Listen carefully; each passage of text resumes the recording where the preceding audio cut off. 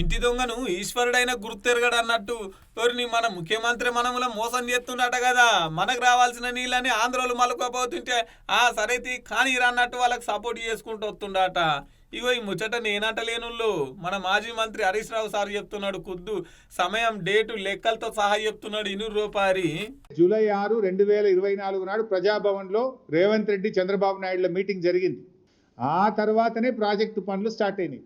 రేవంత్ రెడ్డి గారు అదే రోజు ప్రజాభవన్ వేదికగా తెలంగాణ నీటి హక్కులకు మరణ శాసనం రాసిండు రేవంత్ రెడ్డి. ఆ తర్వాత ఏమైంది? జూలై 6, 2024 రేవంత్ చంద్రబాబు కలిసిండు. సెప్టెంబర్ 13, 2024 ఉత్తమ్ కుమార్ రెడ్డి గారు సతీ సమేతంగా బెజవాడకు పోయి బజ్జీలు తినొచ్చిండు.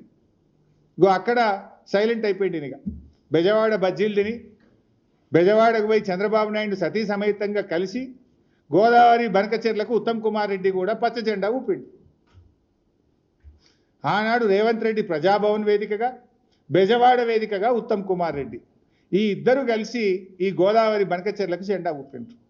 జూలై 6, 2024 ఏమో రేవంత్ రెడ్డి, సెప్టెంబర్ 13, 2024 ఏమో ఉత్తమ్ కుమార్ రెడ్డి.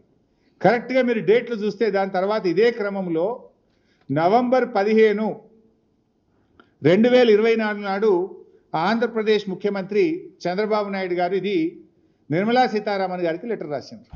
మీరు కలవంగానే లైన్ చూడండి.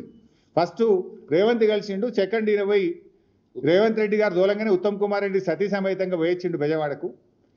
ఈయన సెప్టెంబర్లో పోగానే చంద్రబాబు నాయుడు గారు నిర్మలా సీతారామన్కు గోదావరి బనకచెర్ల ప్రాజెక్టుకు డబ్బులు ఇవ్వండి అని చెప్పి రాశాడు. అయితే ఇంత కుట్ర జరిగినా కూడా రేవంత్ రెడ్డి మౌనంగా ఉన్నాడు. అగో విన్నారు కదా, 2024 జూలైలో 6 తారీఖు నాడు ప్రగతి భవన్ సాక్షిగా వీళ్ళిద్దరు కలుసుకున్నారట. ఏమంటే బనకచెర్ల ఈ గోదావరి నీళ్ళని మలుపుకపోతా అంటే ఓకే అన్నారట. తర్వాత 2024 సెప్టెంబర్ 13 తారీఖు నాడు ఉత్తమ్ కుమార్ రెడ్డి వాళ్ళ భార్య ఇద్దరు కలిసిపోయి విజయవాడలో కలుసుకున్నారట. తర్వాత ఇది అయిపోయిన ఎమ్మటే నవంబర్ 15 తారీఖు నాడు నిర్మలా సీతారామన్కు లేఖ రాసిండట ఈ ప్రాజెక్టు గురించి. తర్వాత డిసెంబర్ 6 తారీఖు నాడు మాకు నిధులు విడుదల చేయాలి 80 కోట్లు అని చెప్పేసి ఇంకో లెటర్ పంపిండట. అంటే ఇదంతా తెలంగాణకు అన్యాయం జరుగుతుంటే రేవంత్ రెడ్డి చూసి చూడనట్టుంటున్నాడు. చూసి చూడనట్టే కాకుండా వెనకకెళ్ళి సపోర్ట్ చేస్తున్నాడు. గిదా ప్రభుత్వం తీరు, గిదా పద్ధతి.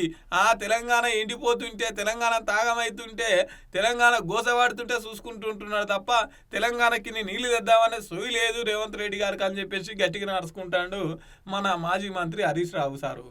ఇక చూడాలి మరి ఈ ముచ్చట ఇంకెంత దూరం పోతుందో.